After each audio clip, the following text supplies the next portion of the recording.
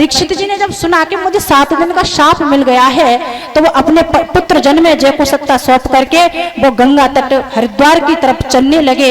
हरिद्वार से पहले शुक्रताल पड़ता है, शुक्रताल में वही एक वट वृक्ष के नीचे और समाधिस्थ वहीं पर बैठ गए। अब देखिए भगवान परीक्षित जी जब निकले घर से, हरिद्वार की साइड निकले, वृंदावन भी नहीं आए, एक गंगा के किनारे एक वट के नीचे, वट वृक्ष के नीचे परीक्षित जी बैठ गए वहां पर।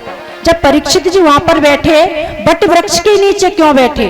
वट माने होता है विश्वास, वट विश्वास अचल निज धर्मा, वट विश्वास अचल निज धर्मा। जब वो सती जी परीक्षा लेने के लिए जा रही थी, उस समय भोलेनाथ भी वट वृक्ष के ही नीचे बैठे। वट का मतलब होता है विश्वास, वट विश्वास अचल निज धर्मा। एक वट उसके नीचे बैठ गई, वट वृक्ष के नीचे बैठ गए विश्वास के साथ में। उनको विश्वास था कि मैं यहाँ इस वट के नीचे बैठ रहा हूँ, गंगा जी के तट पर बैठ रहा हूँ, तो मैं जानता हूँ मेरी मृत्यु को सुधारने के लिए कुछ ना कुछ भगवान उपाय करेंगे, कुछ ना कुछ अवश्य होगा। देखिए जब विश्वास जब हमारे अंदर जागृत हो जाता है तो ये पक्का है कि भगवान कभी न कभी आपकी सुनते हैं। देखिए उनको विश्वास हो गया था परीक्षित जी को कि मैं विश्वास था, एक विश्वास के साथ में वट के नीचे बैठ गए। और जैसे ही वट के नीचे बैठे तो वहां पर संतों को पता पड़ा, बहुत से संतों को मालूम पड़ा कि परीक्षित जी को शाप मिल चुका है। और जब परीक्षित जी को शाप मिल चुका है, जब संतों को मालूम पड़ा, तो वहां पर अत्रि, वशिष्ठ जी, चमन ऋषि, गौतम, देवल, दुर्वासा, भृगु, अंगिरा, कश्यप, वामदेव इत्यादि वहां पर संत पहुंच गए। बहुत संत पहुंच गए वहां पर। तो संतों ने कहा परीक्षित जी हमने सुना है कि तुमको शाप मिला है, हमने सुना है कि तुमको 7 दिन का शाप मिला है। परीक्षित जी ने कह दिया कौन कहता है कि मुझको शाप मिला है? परीक्षित जी ने मना कर दिया कि मुझको शाप नहीं मिला है। क्यों मना कर दिया परीक्षित जी ने? परीक्षित जी ने जब संतों ने पूछा कि परीक्षित जी हमने सुना है कि तुमको शाप मिल गया है, तो परीक्षित जी ने हंस करके कह दिया नहीं संतजन, मुझे शाप नहीं मिला है, मुझे तो वरदान मिला है। बोले वरदान क्यों मिला है? परीक्षित जी ने कहा कि गिरिजा संत समागम और समालाभ कछु आन, बिन हरि कथा न हो सो गावे भेद पुराण। मतलब क्यों कहा? एक दुआ और है कि सुतदारा और लक्ष्मी पापी के घर होए, और संत समागम हरि कथा दुर्लभ जग में तू। मतलब परीक्षित जी कह रहे हैं कि मुझे श्राप नहीं मिला, मुझे तो वरदान मिला है। संत समागम हरि कथा दुर्लभ जग में दोए। जहां पर संतों का समागम यदि हो जाए तो वहां पर समझो ये हरि की कृपा है। जब संतों के दर्शन हो रहे हैं तो मैं कैसे कह दूं कि मुझको श्राप मिला है? मुझे श्राप नहीं, मुझे तो वरदान मिला है। अगर वो आज श्राप नहीं मिलता तो मुझे आप जैसे संतों के दर्शन नहीं होते। मुझे श्राप नहीं, मुझे तो वरदान मिला है। सुतदारा और लक्ष्मी पापी के घर होए। सुत पुत्र और लक्ष्मी तो पापी के घर भी होती है, लेकिन संत समागम हरि कथा, संतों का आगमन और हरि कथा ये भगवान यदि कृपा करे तभी मिल सकती है। परीक्षित जी ने सोचा कि आज मुझे यदि श्राप नहीं मिलता तो मुझे इतने संतों का दर्शन नहीं होता। आज उस श्राप के कारण ही मुझे संतों का दर्शन हुआ है। परीक्षित जी ने मना कर दिया कि नहीं, मुझे श्राप नहीं, मुझे तो वरदान मिला है।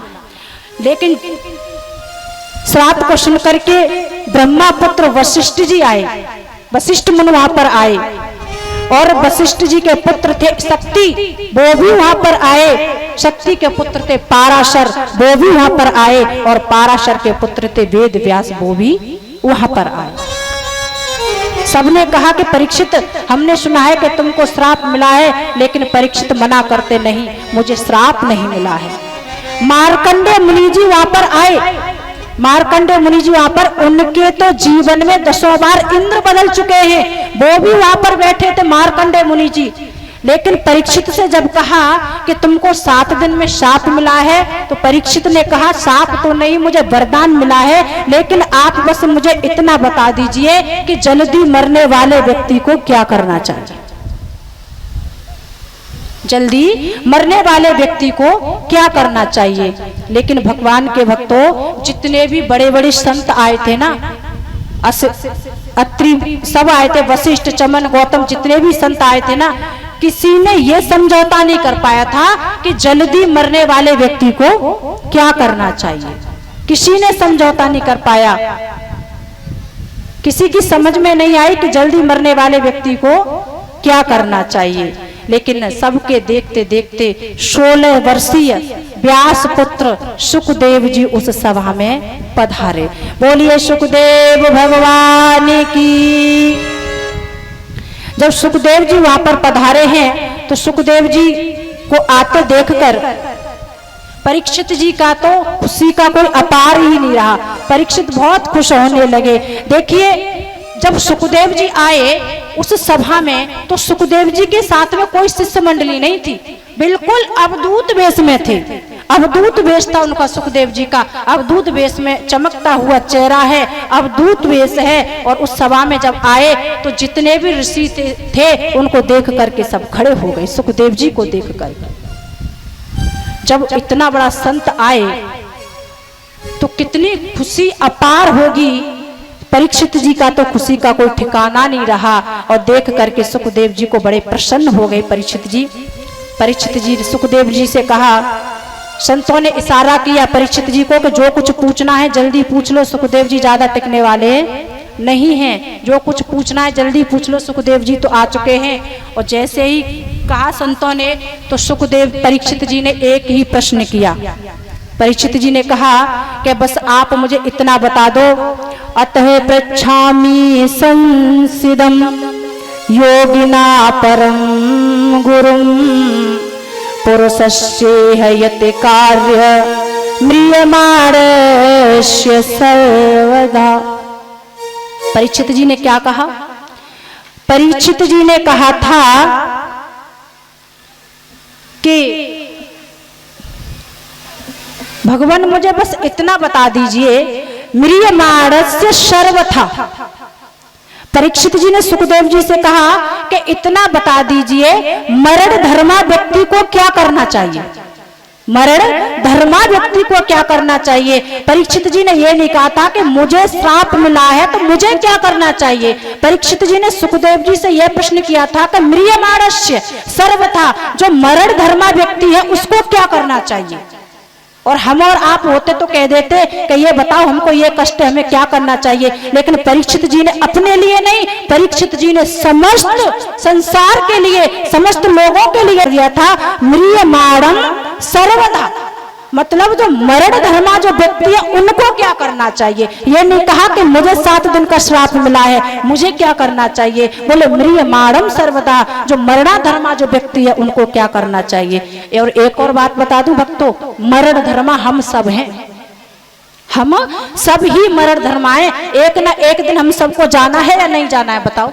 इस संसार को छोड़ करके जाना है। तो परीक्षित जी ने बहुत अच्छा कार्य किया। परीक्षित जी ने कहा कि जो मरण धर्मा होते हैं म्रियमाणं सर्वदा, तो मरण धर्मा व्यक्ति को करना क्या चाहिए। तो जब ये प्रश्न सुना है सुखदेव जी ने, सुखदेव जी गदगद हो गए। सुखदेव जी कहने लगे, परीक्षित यह प्रश्न तुमने अपने लिए नहीं, यह प्रश्न तुमने समस्त संसार के लिए किया है। परीक्षित जी को तो पता था कि मरना एक दिन सबको है, तो मैं अपने ही माध्यम से क्यों ना सबकी गति का सार पूछ लूं। मैं अपने माध्यम से ही सभी का गति का सार पूछ लेता हूं कि सबकी गति किस प्रकार से होगी। इसलिए उन्होंने कह दिया था कि मरण धर्मा व्यक्ति को क्या करना चाहिए। तो सुखदेव जी ने कहा कि परीक्षित ये प्रश्न तुमने बहुत ही अच्छा किया है। परीक्षित ने कहा कि मुझे 7 दिन का शाप मिला है। देखिए 7 दिन का ही जीवन है हमारा और आपका, 8 दिन का जीवन नहीं है परीक्षित महाराज। 7 दिन का ही जीवन है और 7 दिन का ही खेल है। कैसे कि सोमवार को जन्म हुआ, ठीक है, ध्यान देना मेरी बातों पे। हम लोगों को 7 दिन में ही मरना है। परीक्षित को श्राप नहीं था, ये हम तुम सब लोगों के लिए ही था कि 7 दिन में ही सबकी मृत्यु होनी है। कैसे, सोमवार को जन्म हुआ और मंगल को नामकरण हुआ, बुधवार को पढ़ने गए, बृहस्पतिवार को शादी हो गई और शुक्रवार को बीमार पड़ गए, शनिवार को डॉक्टर आ गया और इतवार को